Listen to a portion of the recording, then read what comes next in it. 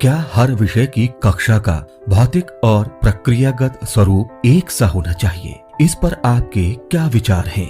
आइए एक कक्षा में चलते हैं। यहाँ शिक्षक व्याख्यान विधि से बच्चों को किसी प्रकरण पर कुछ समझा रहे हैं और सभी बच्चे उन्हें शांतिपूर्वक सुन रहे हैं। अब हम दूसरी कक्षा में चलते हैं। यहाँ शिक्षक बच्चों को जोड़ियों में बैठाकर हर जोड़ी को अलग अलग कार्य करने को कहते हैं। जैसे पहली जोड़ी को किसी चित्र पर बातचीत करना, दूसरी को कक्षा में उपलब्ध किसी वस्तु पर बातचीत करना, तीसरी जोड़ी को किसी त्योहार पर बातचीत करना, चौथी को किसी अधूरी कहानी को आगे बढ़ाना और पांचवी जोड़ी को कहानी या कविता पर कोई चित्र बनाना। इसी तरह अवशेष जोड़ियों को भी कार्य दिया गया है। आपके विचार से कौन सी कक्षा में बच्चे ज्यादा आनंददायक और रुचिपूर्वक तरीके से सीख रहे होंगे? निश्चित रूप से हम में से अधिकांश शिक्षकों का उत्तर होगा दूसरी कक्षा के बच्चे। कक्षा ऐसी होनी चाहिए जहां सीखने के पर्याप्त अवसर और संसाधन हो। बच्चे हमारे व्याख्यानों को सुनने की बजाय अपने अनुभवों से अधिक सीखते हैं, तो क्यों ना इन अनुभवों के मौके हम उन्हें अपनी कक्षाओं में दें। एक प्रभावी कक्षा में सभी बच्चे रचनात्मक क्रियाकलापों में व्यस्त रहते हैं और जब हम भाषा की कक्षाओं की बात करते हैं तो हमें उनमें कुछ और नई चीजों का समावेश करना होता है। बुनियादी स्तर पर बच्चों को भाषा सिखाने हेतु हमें कक्षाओं का नियोजन किस प्रकार करना है, आइए इसे बिंदुवार समझते हैं। कक्षा नियोजन के पहले बिंदु के अंतर्गत सबसे पहले तो हमें कक्षा के प्रबंधन के साथ ही कक्षा कक्ष के भौतिक और आंतरिक परिवेश पर भी ध्यान देना चाहिए। कक्षाओं में ब्लैक बोर्ड के आसपास की जगह को इस्तेमाल करने के लिए आपने क्या संभावनाएं ढूंढी हैं? बच्चों के भाषाई कौशल के विकास के लिए यहाँ पर बहुत कुछ रचनात्मक किया जा सकता है। यहाँ पर आप बच्चों के लिखने के लिए अंग्रेजी शब्दों के लिए लाल और नीली लाइनें, हिंदी लिखने के लिए रेखाएं और अंकों को लिखने के लिए वर्ग बनवा सकते हैं। इन पर अभ्यास करने से बच्चों को ये समझना आसान हो जाता है कि कोई अक्षर कैसे लिखा जाता है। इसके साथ ही कक्षा कक्ष में एक रीडिंग कॉर्नर होना चाहिए जहां बच्चों की रुचि के अनुसार चित्रात्मक किताबों का संकलन हो। कक्षा के एक कोने को एक्टिविटी कॉर्नर बनाएं जहां पर बच्चों को अपने विचारों को अभिव्यक्त करने के मौके उपलब्ध हों। वहां वे कविताएं सुना सकें और कहानियां कह सकें। भाषा की कक्षाएं प्रिंट समृद्ध होनी चाहिए ताकि आसपास लिखे हुए शब्दों और अक्षरों को देखकर बच्चे उन्हें आत्मसात कर सकें, चित्र पर बातचीत कर सकें। साथ ही साथ टीएलएम, चार्ट और फ्लैश कार्ड इत्यादि बच्चों की पहुंच में होने चाहिए। कक्षा नियोजन का दूसरा महत्वपूर्ण बिंदु है बैठक व्यवस्था। भाषा की कक्षा में बच्चों की बैठक व्यवस्था भी अन्य विषयों की कक्षाओं की तुलना में थोड़ी विशेष होनी चाहिए। बच्चों की आपस में बातचीत को प्रोत्साहन देने के लिए उन्हें जोड़ियों में या छोटे समूह में बैठाया जा सकता है। जब किसी एक बच्चे को अभिव्यक्ति का अवसर देना हो तो बच्चों को अर्ध चंद्राकार आकृति में बैठाएं जिससे सभी बच्चे उसकी बातों को सुन सकें। कक्षा में यदि फर्नीचर हो तो उन्हें इस प्रकार व्यवस्थित कराएं कि शिक्षक की पहुंच प्रत्येक बच्चे तक हो और वो हर बच्चे के द्वारा किए जा रहे कार्य का अवलोकन आसानी से कर सकें। इस प्रकार भाषा की विधाओं पर आधारित विभिन्न गतिविधियों और बच्चों के आवश्यकता अनुसार ही भाषा कक्षा की बैठक व्यवस्था को बेहतर बनाया जा सकता है। बुनियादी स्तर पर भाषा की कक्षा में हमें कौन कौन सी प्रक्रियाओं को शामिल करना चाहिए, आइए इसे विस्तार से समझते हैं।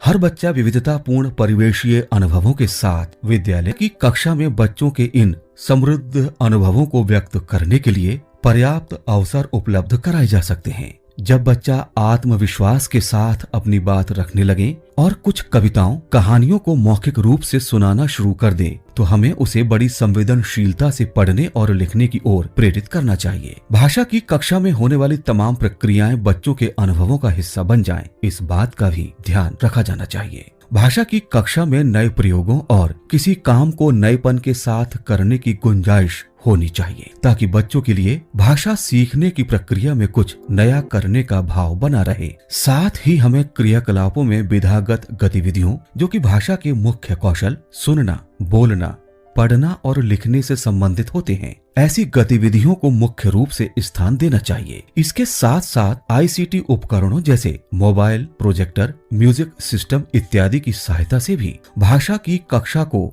समृद्ध किया जा सकता है।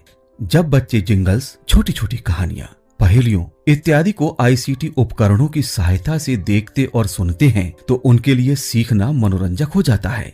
अब हम बात करते हैं कि भाषा की कक्षा में बच्चों के आपसी संबंध और शिक्षक और बच्चों के बीच कैसे संबंध होने चाहिए। भाषा की कक्षा में एक अध्यापक की भूमिका बहुत महत्वपूर्ण होती है। भाषा की कक्षा को रोचक बनाने में उनका खुद का अध्ययन और अनुभव मददगार होता है। उन्हें इस संबंध में जितनी जानकारी होगी, वे खुद नई चीजों को सीखने और संदर्भों के साथ भाषा को जोड़ते हुए बच्चों के सामने रख सकेंगे और बच्चों को सीखने में उतनी ही सहूलियत होगी।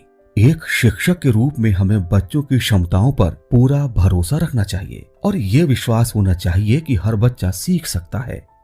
भाषा की कक्षा में हमारी भूमिका भी महत्वपूर्ण होती है, इसलिए आइए कक्षा में हम अपनी भूमिका की भी बात करते हैं। कक्षा में हमें बच्चों की पूरी बात को ध्यानपूर्वक और धैर्य के साथ रुचि लेते हुए सुनना चाहिए।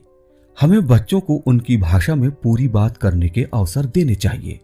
उसमें मतभेद व्यक्त करने की इच्छा हो तो भी स्वयं पर नियंत्रण रखना चाहिए। बच्चों की बातों को सुनकर उस पर अपनी प्रतिक्रिया मात्र अच्छा या अच्छा है कहकर नहीं देनी चाहिए, अपितु और ज्यादा समृद्ध वाक्य रचना का प्रयोग करते हुए उत्तर देना प्रभावी रहेगा। जब बच्चा कहे आम खट्टा है तो आप कहें क्या आम का स्वाद खट्टा लग रहा है, क्योंकि भाषा की कक्षा में बातचीत को एक प्रमुख बिंदु माना गया है और ये बातचीत छोटे बच्चों में तभी सफलतापूर्वक कराई जा सकती है जब उनके आपस में मधुर संबंध हो। हमें बच्चों के आपसी संबंधों को सौहार्दपूर्ण और उनके बीच एक स्वस्थ प्रतिस्पर्धा की भावना को विकसित करने का हर संभव प्रयास करना चाहिए। इसके लिए सबसे अच्छा तरीका है खेल। बच्चों को ध्वनि और लिपि प्रतीकों से तालमेल करते हुए ऐसे सरल खेल कराएं जिनमें कुछ खास तरह के शब्दों और ध्वनियों के बारे में बार बार दोहराव करना हो। शिक्षण संग्रह हस्त पुस्तिका में हमारी सहायता के लिए ऐसे बहुत सारे खेल एवं गतिविधियां हैं जिनसे बच्चों को भाषा सीखने में सहायता मिलेगी। अब हम भाषा की कक्षा में सुधार के लिए भौतिक संसाधनों और मानवीय संसाधनों के उपयोग के तरीकों पर भी विचार करते हैं। भौतिक संसाधनों के अंतर्गत हमारे परिवेश में उपलब्ध सामग्री का प्रयोग किया जा सकता है।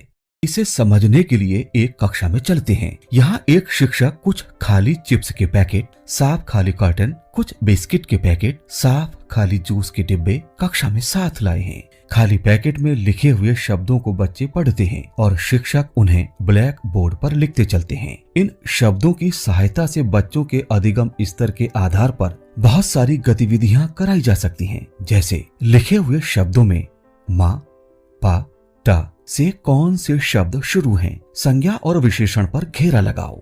इस प्रकार की अनेक गतिविधियां शिक्षक अपनी कक्षा में करा सकते हैं। जब बच्चे अपने परिवेश में उपलब्ध वस्तुओं से पढ़ना सीखते हैं तो धीरे धीरे उन्हें पढ़ने की रुचि जागृत होती है और उनका भाषाई विकास तीव्र गति से होता है। बच्चों को रास्तों पर लगे बैनर, साइन बोर्ड, विभिन्न संदेश, विज्ञापन, स्वच्छता संबंधी नारे इत्यादि को पढ़ने के लिए प्रेरित करें, जिससे कि भाषाई कौशल के विकास के साथ साथ संबंधित संदेशों के प्रति जागरूकता भी उत्पन्न हो। इन भौतिक संसाधनों के प्रयोगों के साथ ही बुनियादी स्तर पर भाषा के विकास के लिए मानवीय संसाधनों का प्रयोग भी अत्यंत सहायक है। बच्चों की बुनियादी भाषा के विकास के लिए हमें समुदाय के अन्य सदस्यों का भी सहयोग लेना चाहिए।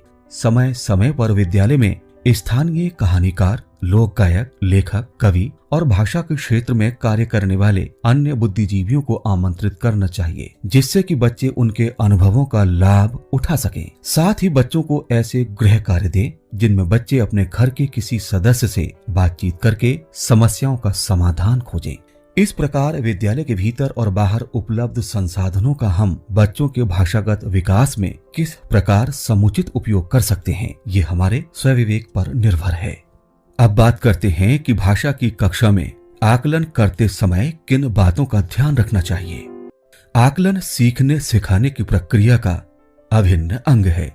इसलिए ये आकलन करने से पहले कि बच्चे ने उस कौशल को प्राप्त कर लिया है कि नहीं, ये जरूर सोचें कि आपने उस कौशल को प्राप्त करने के लिए बच्चे को बार बार अलग तरीके से अवसर दिए हैं या नहीं।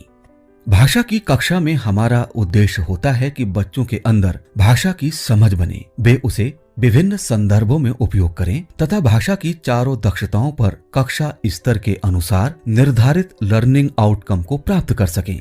कक्षा शिक्षण, गतिविधियों और आकलन के पश्चात हम बात करते हैं गृह कार्य की। गृह कार्य हमेशा से कक्षा कार्य का विस्तार रहा है। जो कुछ भी पढ़ाया जाता है, गृह कार्य उसी की पुनरावृत्ति है। सामान्यतः गृह कार्य ऐसा दिया जाता है जिसमें बच्चे रटंत पद्धति से पढ़ते और याद कर लेते हैं। इससे परीक्षा में सिर्फ नंबर हासिल किए जा सकते हैं।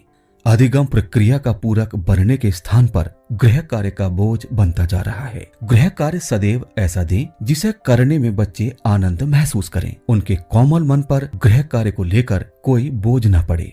वे बाहरी दुनिया से स्वयं को जोड़ पाएं और उन्हें ऐसा गृह कार्य दिया जाए जिसमें उनकी अपने आप अवलोकन करके खोजने की क्षमता का विकास हो सके। हम सभी भाषा को शब्दों, वाक्यों एवं ध्वनियों के व्यवस्थित रूप में पहचानने के इतने आदी हो गए हैं कि अपने आसपास बिखरी भाषाओं के विविध रूपों को पहचानने और सराहने की ओर ध्यान नहीं दे पाते। स्कूल की घंटी की आवाज या फिर गली से गुजरते सब्जी वाले की आवाज या फिर किसी परिचित को देखकर हमारे चेहरे पर आने वाली मुस्कान, ये भी तो हमसे कुछ कहती हैं। इन सब उदाहरणों के जरिए हम केवल भाषा के विविध रूपों की ओर आपका ध्यान आकर्षित करना चाहते हैं। हमें अपनी कक्षाओं में ऐसे ही छोटे छोटे उदाहरणों के अनेक स्वरूपों का निर्माण करना होगा जिससे बच्चों को भाषा विकास के अधिक से अधिक मौके दिए जा सकें।